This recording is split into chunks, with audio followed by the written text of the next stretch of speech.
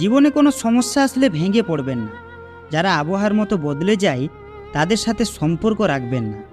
আসলে পৃথিবীর নিয়ম এমনই, কেউ 5তলা বিল্ডিংয়ে থেকেও শান্তিতে ঘুমাতে পারে না, আবার কেউ গাছতলায় শুয়ে থেকেও শান্তিতে ঘুমাতে পারে। যে জিনিসটা আপনি হাজারো আকুতি মিনতি করে সৃষ্টিকর্তার কাছে চাওয়ার পরেও সৃষ্টিকর্তা আপনাকে দেয়নি, মনে করবেন সেই জিনিসটা আপনার জন্য উপকারী ছিল না।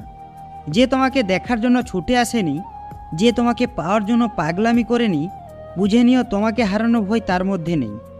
যখন কারোর প্রতি বেশি ভালোবাসা হয়ে যায় তখন সেই ভালোবাসা সুখের চেয়ে বেশি দুঃখের কারণ হয়ে দাঁড়ায়। টাকা দিয়ে সম্মান কেনা যায় না, কথাটা সত্য, কিন্তু তারপরেও আজকাল টাকা দিয়ে সম্মান কেনা যায়। তবে এই সম্মানটা ঠিক ততদিন পর্যন্ত থাকে যতদিন পর্যন্ত টাকা থাকে। জীবনে সুখে থাকার দুইটি উপায়। নাম্বার 1, হয়তো পরিস্থিতিকে বদলে দিতে হবে। নাম্বার 2, নয়তো পরিস্থিতির সাথে নিজেকে মানিয়ে নিতে হবে। মানুষ দুটি সময় সম্পূর্ণ বদলে যায়।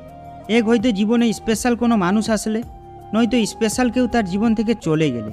কাউকে সত্যি ভালোবাসলে খুবই বেহায়া হতে হয়, মিথ্যা কথাগুলোকেও সত্যি বলে মেনে নিতে হয়, বেশিরভাগ রাত না ঘুমিয়ে কাটাতে হয়, নিজের ইচ্ছাগুলোর বিসর্জন দিতে হয়। কিছু মানুষ কখনোই জানতে পারবে না যে হারিয়ে ফেলার পরেও তাদের আমরা কতটা ভালোবাসি। অবহেলা বোঝানোর জন্য ভাষার প্রয়োজন হয় না, ব্যবহারই যথেষ্ট। বছরের পর বছর একটা সংসারের বউ হয়ে থাকার পর অনেক নারী বলতে পারে না যে এই সংসারটা আমার। বেঈমানদের কখনো অনুশোচনা হয় না, আর বহুরূপীদের জীবনে ভালোবাসার মানুষে কখনো অভাব থাকে না। শব্দের শক্তিকে কখনো কম ভেবো না। ছোট্ট একটি হ্যাঁ এবং ছোট্ট একটি না অনেকের জীবন বদলে দিতে পারে। বিনা অর্থে তো কাফনের কাপড়ও পাওয়া যায় না, তাহলে বিনা অর্থে নিজের পরিবার ও সবচেয়ে কাছের মানুষটা থেকে কী বা আশা করা যায়?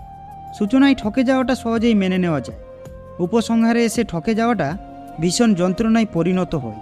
কাউকে এতটাই ভালোবাসো যেন বিচ্ছেদের এক যুগ পরেও সে বলে তোমার মতো করে আমাকে আর কেউ ভালোবাসেনি।